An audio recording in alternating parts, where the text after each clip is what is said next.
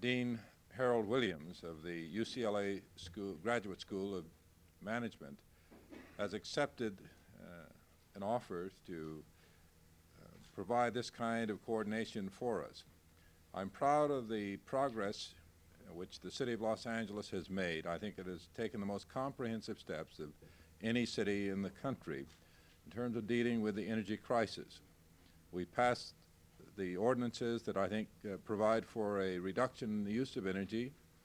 We have created a number of committees that are designed to do several things. One, to develop short-term and long-term policy with regard to energy.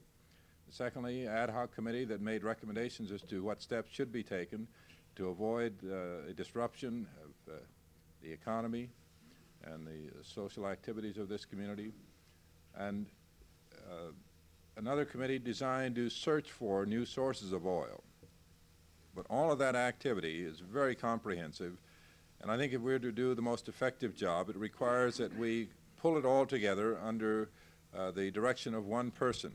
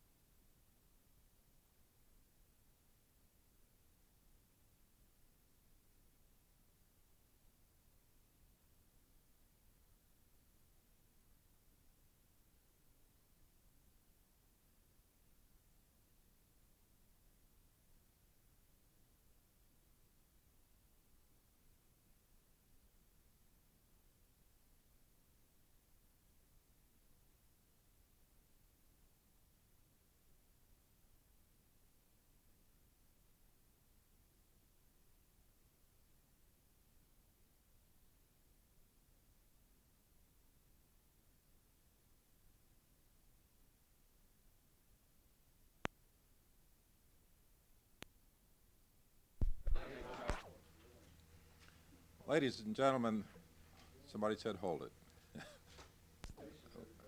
Ladies and gentlemen, this morning I'm pleased to announce the appointment of an energy coordinator for the City of Los Angeles. Approached Dean Williams and asked if he'd be willing to do so. The UCLA has agreed to permit him to take some informal leave of his activities there on a substantial amount of his time being devoted to this activity. He will have responsibility for coordinating out of the mayor's office all of the activities that we have referred to, and I think it's going to help us greatly in developing a maximum potential for carrying out our functions for a search for oil, for working through Sacramento and Washington to get the best possible response from those agencies dealing with this problem, and thirdly to pull together all of the resources within the city government structure to deal with this problem. Answer both of those. I'll try to answer both together. I think we're looking at a long-term energy problem. I think this problem was with us long before the Middle East outbreak. We're looking at a supply of energy that runs far. I'm sorry. We're looking at a supply of energy that is far short of our demands and our needs nationally. As far as the City of Los Angeles is concerned, we have several particular problems, and the most pressing one that we need to address first, and my earliest priority, is to catalyze the efforts to assure ourselves of an adequate supply of residual oil for our electric power. And pardon? Do you have any idea, are there any initial reports about how we're doing in conserving fuel right now? Mayor, you may have some. All I know is what I heard on the radio this morning in terms of the cutbacks over the weekend, the savings in energy that the Department of Water and Power indicated. Yes, and I think most people are aware of that.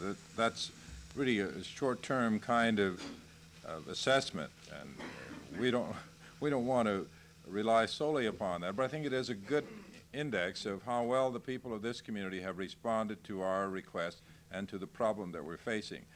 They've already exceeded the goal which was set, the 10% reduction in their homes. And I think that's a good sign. I hope that we can go beyond that and do even better. Mr. Mayor, during the past. I suspect that part of my duties will be administrative in the course of trying to pull together the numerous activities. Recognize that this city is in the far front of the country in terms of action instead of just talking about it. We are doing many things, and we've moved ahead very rapidly. And there is a need for a lot of these pieces to be pulled together more quickly, and for us to measure and determine how effective our actions have been and will be. Do any of these other companies have any connection with you at The all? appeals board, I understand not, no. Do any of these Yes. other companies have? Well, this is my first morning, remember. All prospects are good until I find otherwise, unfortunately, because there'll be a lot of blind trails that we'll be going down, I'm sure. But I think there are two courses that we need to follow. One is to do what we can to bring about or to support reallocation of resources among the power companies. We are in an emergency situation. In effect, the consequences of power shortage are serious, and they're not going to disappear tomorrow. They won't disappear tomorrow, even if the Middle East situation cools. So that we need to assure ourselves then of equitable treatment relative to the other power users, other users of power energy, and then we need to go out and scramble for oil.